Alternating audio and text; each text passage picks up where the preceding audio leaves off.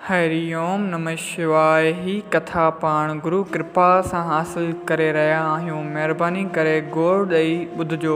एकांत। जॾहिं दोस्तनि संगनि संबंधियुनि में सिक न थी रहे, जॾहिं माल मिल्कियत धन दौलत मां तृप्ति न थी मिले, जॾहिं उहिदे ऐं इज़त मां शान मान आनंद न थो अचे, अलगर्ज़ जॾहिं दुनिया जी सभु शइ मां दिलि खटी थिए थी, तॾहिं एकांत जी खंडु अमृत समान आनंद ॾींदड़ लॻे थी।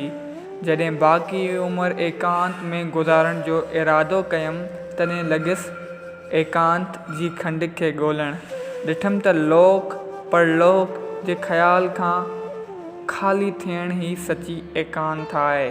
पहाड़नि जबलनि जंगलनि गुफ़ाउनि में अकेलो वञी वेहिजे त छा थियो, नदियुनि जे किनारनि ते अकेलो वञी गुज़ारिजे त छा, वणनि जे जगटनि में अकेलो वञी रहिजे त छा। जेकॾहिं दुनिया जा ख़्याल पिया ईंदा उते तोखे नाम जे दौरान या जंहिं कम लाइ करे तूं एकांत में वञे पियो, उते तोखे दुनिया जा ख़्याल पिया उथंदा त एकांत न थी, पर उते बि माया जी ॼाण थी। अकेलो गुज़ारण एकांत न आहे, पर मन खे ख़्यालनि खां ख़ाली करण सची एकांत आहे। एकांत जी खंड आहे ईश्वर जी दरबार। जेको एकांत में अची वेठो, यानी भॻवान जी दरबार में दाख़िल थियो। शैतान केरु आहे? जेको ढोंग करे एकांत में वेठो। जेकॾहिं कंहिंखे एकांत जो आनंद अची वञे त न हुन कंहिं पदार्थ जी चाहना थींदी ऐं न इज़त जी इच्छा थींदी। संसार में को बि तालुक़ खे तर्क करे वेही नथो सघे ऐं को बि आज़ाद थी एकांत में वेही नथो सघे। जिते बि को वञे उते ॿियो न त बि पंहिंजे शरीर जो संग ई वॾनि बंधन लॻो पियो अथसि। अगरि इंसानु किथे वञे न, इन्हनि खे भले ॿिए माण्हू जो संग न हुजे एकांत लाइ, तॾहिं बि इन्हनि जे शरीर जो संग नसी गॾु हूंदो आहे। ऐं शरीर जे ख़्याल खां ख़ाली थियण ई सची एकांत आहे। ॿार जेसीं पेट जी खंड में अकेलो आहे, तेसीं रोए रड़े नथो। उतां निकिरण शर्त रोअण शुरू करे थो। तॾहिं जो एकांत जी खंड खे छॾे महफ़िल में शामिल थिए थो। तव्हां कॾहिं ॿुधो त ॿार मां जे पेट जे अंदरि रोतो हुजे, रुनो हुजे? कॾहिं न। जॾहिं हू ॿाहिरि निकिरे थो तॾहिं ई रोए थो।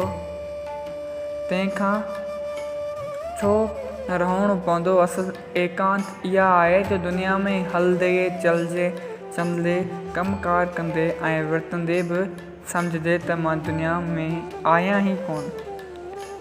जेकॾहिं पंहिंजी हयाती जो कंहिंखे क़दुरु हुजे त हूंद एकांत जी खंड खे कबीर जो खज़ानो करे सम्झे, भॻवान जो खज़ानो करे सम्झे। पुछियोमांसि त ए बरसाति जी बूंद, तूं मोती कीअं भरिजी पहीं? चयाईं त सिपे जे सीने में एकांत में रहण करे। जॾहिं ॿ ॼणा पाण में गॾजनि था, तॾहिं तकरार जी पैदा थियण जो इम्कान थिए थो। तॾहिं बि कोन ॿुधोसीं त को अकेलो हुओ ऐं तकरार थियो। मां माण्हू तॾहिं ई लॻंदा जॾहिं ॿियो माण्हू हूंदो। अकेलो माण्हू कैसे विढ़ंदो? मुंहिंजे एकांत जे घर में जहिड़ो तॾहिं तहिड़ी राति, जहिड़ो ॾींहुं तहिड़ी राति। एकांत में रुदल रहण करे मां न सिज खे सुञाणा, न चंड खे छॾे वञण करे कुझु बि छॾे नथो सघां। पर रहण करे को परे रही नथो सघे,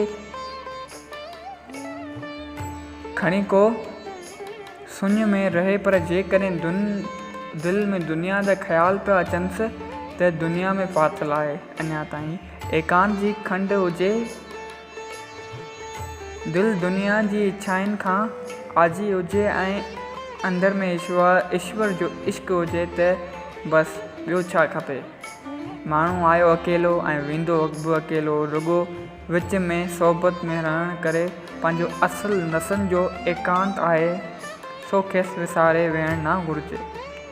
ए प्रभु जा प्यारा प्रेमी, एकांत लफ़्ज़ ॿिनि पदनि मां ठहियलु आहे, हिकिड़ो एक ॿियो अंत।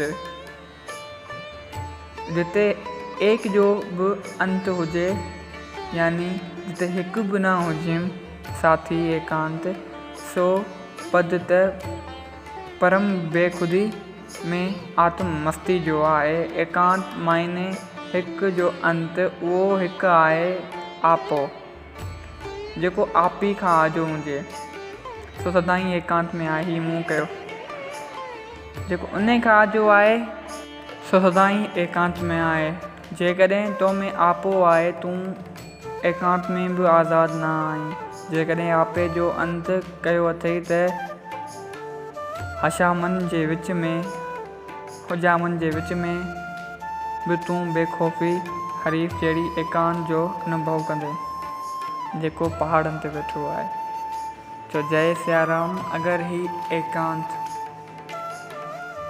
जे बारे में तव्हांखे ज्ञान हासिलु थियो इन आइडियो मां, त हिन आइडियो खे पंहिंजनि सां गॾु शेयर कजो। ऐं इहे साॻूणा ज्ञान असांजे एज़ अ वीडियो पिया आहिनि यूट्यूब ते, जेको तव्हां कढी ॿियनि ताईं फैलाए सघो था ऐं तव्हां उतां बि लाभ कराए सघो था।